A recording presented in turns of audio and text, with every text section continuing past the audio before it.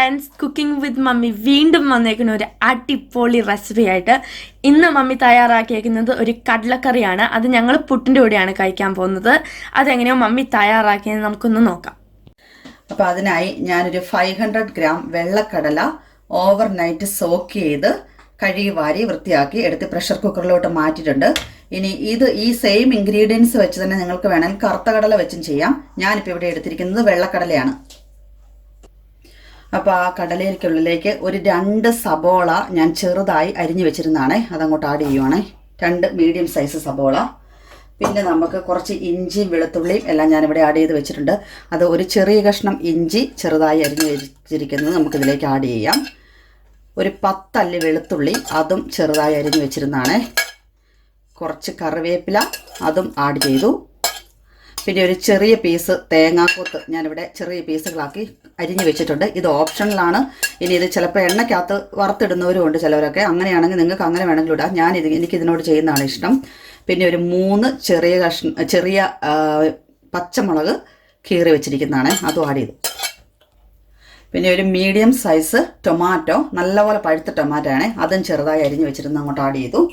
പിന്നെ ഇനി നമുക്ക് അതിനുള്ളിലേക്ക് ഒരു ടീസ്പൂൺ മഞ്ഞൾപ്പൊടി, 1 ടീസ്പൂൺ തന്നെ നിറച്ചിട്ടില്ലെങ്കിലും കുഴപ്പമില്ല, ഇത്രയും കേട്ടോ, മഞ്ഞൾപ്പൊടി ഇട്ടു. ആവശ്യത്തിന് ഉപ്പ്. എപ്പോഴും ഞാൻ എൻ്റെ എല്ലാ റെസിപ്പിയിലും പറയാറുള്ള പോലെ ഉപ്പ് അവനവൻ്റെ ആവശ്യത്തിന്, ഉപ്പ് എരിവൊക്കെ അവനവൻ്റെ ആവശ്യത്തിന് ചേർക്കണം. ഞാനിപ്പോൾ കുറച്ച് ഉപ്പ് അങ്ങോട്ട് ചേർത്തു. പിന്നെ നമുക്ക് നോക്കിയിട്ട് ചേർക്കാം. പിന്നെ നമുക്കിതിനുള്ളിലേക്ക് ഇത് വേകാൻ ആവശ്യമായ വെള്ളം, ഏകദേശം ഈ കടലയൊന്ന് മുങ്ങി നിൽക്കാനുള്ള ആ ഒരു പരുവത്തിൽ ഇതിങ്ങനെ നിൽക്കണം. നമ്മൾ കടല ഇട്ട് കഴിയുമ്പം അത് വേകാൻ ആവശ്യമായ വെള്ളം ഒഴിച്ചു കൊടുത്തു. ഇനി ഇത് ഒരു 5 വിസിൽ വരുന്നോടം വരെ നമുക്ക് ഒന്ന് വേവിച്ചെടുക്കാം. ഈ കടല ഏകദേശം ഒരു 5 വിസിൽ വരുമ്പോഴത്തേക്കും ഇത് വെന്ത് കിട്ടും. ഇപ്പോൾ ഓരോ കുക്കറിനും ഓരോ ഇതായിരിക്കും. അപ്പോൾ അത് നിങ്ങൾക്കറിയാമല്ലോ, അത് നോക്കി ചെയ്തോണം. അപ്പം നമുക്ക് കുക്കർ അടച്ച് ഒരു 5 വിസിൽ വരുന്നോടം വരെ ഇതൊന്ന് വേവിച്ചെടുക്കാം. അപ്പം നമ്മളുടെ കുക്കറിൽ കടല നല്ലപോലെ വെന്ത് ആ കുക്കറിൻ്റെ പ്രഷറൊക്കെ ഒന്ന് പോയിരിപ്പുണ്ട്. നമുക്ക് കടല ഏത് പരുവത്തിലായെന്നൊന്ന് നോക്കാം. കടല നല്ലതുപോലെ വെന്തിട്ടുണ്ട്. ഇങ്ങനെ നോക്കുമ്പോൾ അറിയാം, പഞ്ഞി പോലെ കണ്ടോ, കാണാമല്ലോ, നല്ലതുപോലെ കടല വെന്തു. നമുക്ക് കടല വെന്തോന്ന് നോക്കിയതിന് ശേഷം ഇതെല്ലാം കൂടെ ഒന്ന് കൂട്ടി യോജിപ്പിച്ചിട്ട് ഞാൻ ചെയ്യാൻ പോകുന്നുണ്ടല്ലോ, ഇതിൽ നിന്ന് 1 സ്പൂൺ കടല, ഞാൻ എപ്പോഴും അങ്ങനെയാണ് ചെയ്യുന്നത്, ഇതിൽ നിന്ന് ഒരു കുറച്ച് കടല എടുത്ത് മാറ്റി വെക്കും. ഒരു 1/4 തവി ഇത്രയും കടല ഇത് മാറ്റി വെച്ചിട്ട് നമുക്കിതൊന്ന് ആറി കഴിയുമ്പോൾ അരച്ചെടുക്കണം. അപ്പം നമ്മൾക്ക് അതൊന്ന് അരച്ചെടുക്കാം, ആറട്ടെ. അപ്പം നമ്മൾക്ക് അതിനുള്ള മസാലകൾ മൂപ്പിച്ചെടുക്കാൻ ഞാനൊരു പാൻ അടുപ്പിലോട്ട് വെച്ചിട്ടുണ്ട്. നമുക്ക് കുറച്ച് എണ്ണ ഒഴിച്ചു കൊടുക്കാം. ഞാനിവിടെ ഉപയോഗിക്കാൻ പോകുന്നത് സൺഫ്ലവർ ഓയിലാണ്. നിങ്ങൾക്ക് വെളിച്ചെണ്ണയിൽ ഉപയോഗിക്കണമെങ്കിൽ അങ്ങനെ ഉപയോഗിക്കാം, കുഴപ്പമൊന്നുമില്ല. അതൊന്ന് വഴറ്റിയെടുക്കാനുള്ള ഒരു കുറച്ച് എണ്ണ, എണ്ണയൊന്ന് ചൂടാകട്ടെ. അപ്പം നമ്മളുടെ എണ്ണ നല്ലതുപോലെ ചൂടായിട്ടുണ്ട്. അതിനുള്ളിലേക്ക് ഞാൻ ചെറുതായി അരിഞ്ഞു വെച്ചിരിക്കുന്ന ഈ സബോള ആഡ് ചെയ്ത് കൊടുക്കാം. ആ സബോളയൊന്ന് ഗോൾഡൻ ബ്രൗൺ കളർ ആകുന്നോടം വരെ നമുക്കൊന്ന് വഴറ്റി കൊടുക്കാം. അപ്പോൾ നമ്മളുടെ സബോള ഏകദേശം ഒരു ലൈറ്റ് ഗോൾഡൻ ബ്രൗൺ ആയി വരുന്നുണ്ട്. ഇതിനുള്ളിലേക്ക് നമുക്കിനി പൊടികൾ ഇട്ട് കൊടുക്കണം. പൊടികൾ ഞാൻ ഇട്ട് കൊടുക്കാൻ പോകുന്നത്, മഞ്ഞൾപ്പൊടി നമ്മൾ ആദ്യം തന്നെ ചേർത്തല്ലോ, അതുകൊണ്ട് അതിന് ചേർക്കേണ്ട ആവശ്യമില്ല. ഒരു 1/2 ടീസ്പൂൺ വലിയ ജീരകം, അതായത് പെരുംജീരകം, ഞങ്ങളുടെ നാട്ടിലൊക്കെ പെരുംജീരകം എന്നാണ് പറയുന്നത്, ആ സാധനം ഇട്ട് കൊടുക്കുന്നു. അതൊന്ന് മൂത്ത് കഴിയുമ്പം അതിനുള്ളിലേക്കിട്ട് ചെറുതായിട്ടതൊന്ന് മൂത്ത് വരട്ടെ. തീ അപ്പോൾ ഒരു മീഡിയം ഫ്ലെയിമിലേക്ക് തീ മാറ്റണേ. പിന്നെ ഇട്ട് കൊടുക്കേണ്ടത് ഒരു 1.5 ടേബിൾ സ്പൂണോളം മല്ലിപ്പൊടി ഇട്ട് കൊടുത്തു. പിന്നെ നമ്മൾ ഇട്ട് കൊടുക്കാൻ പോകുന്നത്, മല്ലിപ്പൊടി ഒന്ന് മൂത്ത് വരുമ്പം അതിനുള്ളിലേക്ക് നമുക്ക് എടുത്തു വെച്ചിരുന്ന കാശ്മീരി ചില്ലി പൗഡർ, ഇത് അധികം എരിവില്ലാത്ത പൊടിയാണ്, ഒരു ടീസ്പൂൺ ഒന്നും അരച്ചില്ലായിരുന്നു, അത്രയും ചേർത്തു. ഈ പൊടികളെല്ലാം കൂടി നമുക്ക് നന്നായിട്ടൊന്ന് മൂപ്പിച്ചെടുക്കാം. അതിനുള്ളിലേക്ക് കുറച്ച് ഗരം മസാല, അത് നമ്മുടെ ഓപ്ഷണലായിട്ട് ചേർക്കുന്നതാണ്. നമ്മൾ ഓൾറെഡി ആ പെരുംജീരകം ഇട്ടിരിക്കുന്നതുകൊണ്ട് ഗരം മസാല ആഡ് ചെയ്തില്ലെങ്കിലും കുഴപ്പമില്ല.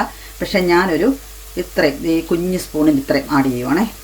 ഒത്തിരി മസാലകളുടെ മണം ഉണ്ടല്ലോ, ഈ ഒത്തിരി മസാലകളുടെ മണം ഈ ഇതിന് വരുന്നത് ഭയങ്കര സ്ട്രോങ് ആയിട്ടിരിക്കും. അപ്പോൾ അതെനിക്കിഷ്ടമില്ല. ഇതിപ്പോൾ നമുക്ക് പുട്ടിൻ്റെ കൂടെയൊക്കെ കഴിക്കാനുള്ളതല്ലേ, അപ്പോൾ ഒത്തിരി സ്ട്രോങ് മസാല അത്ര നല്ലതല്ല. അപ്പോൾ ഇതൊന്ന് മൂപ്പിച്ചെടുക്കാം.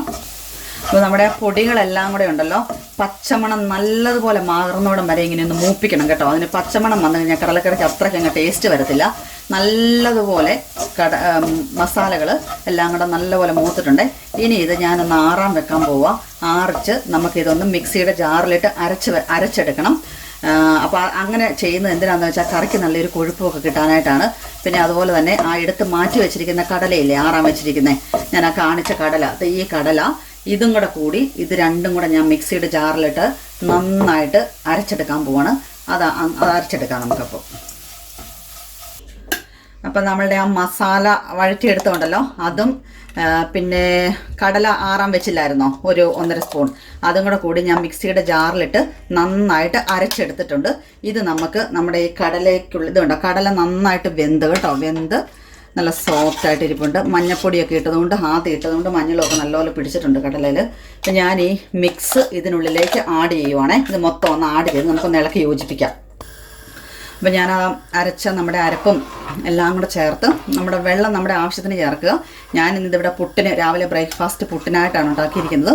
അപ്പോൾ എല്ലാം കൂടെ ചേർത്ത് യോജിപ്പിച്ച് വെച്ചിട്ടുണ്ട്. ഇനി ഇതൊരു ലോ ഫ്ലെയിമിലിട്ട് നല്ലപോലെ ഒന്ന്, ഫുൾ ഫ്ലെയിമിലിട്ട് നല്ലപോലെ ഒന്ന് തിളപ്പിക്കുക.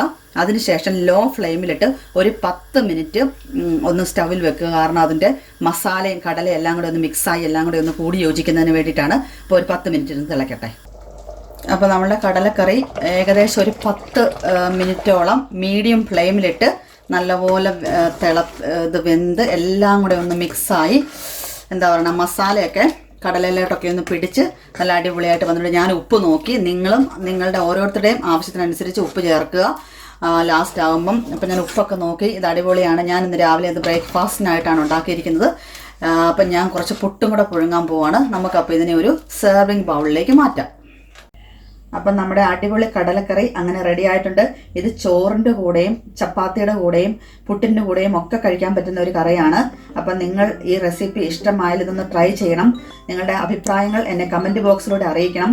എൻ്റെ വീഡിയോ ആദ്യമായിട്ടാണ് കാണുന്നതെങ്കിൽ സബ്സ്ക്രൈബ് ചെയ്യാൻ മറക്കരുത്.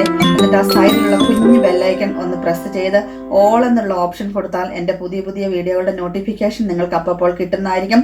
അപ്പോൾ പുതിയ പുതിയ റെസിപ്പികളുമായി ഞങ്ങൾ വീണ്ടും വരും. Till then bye.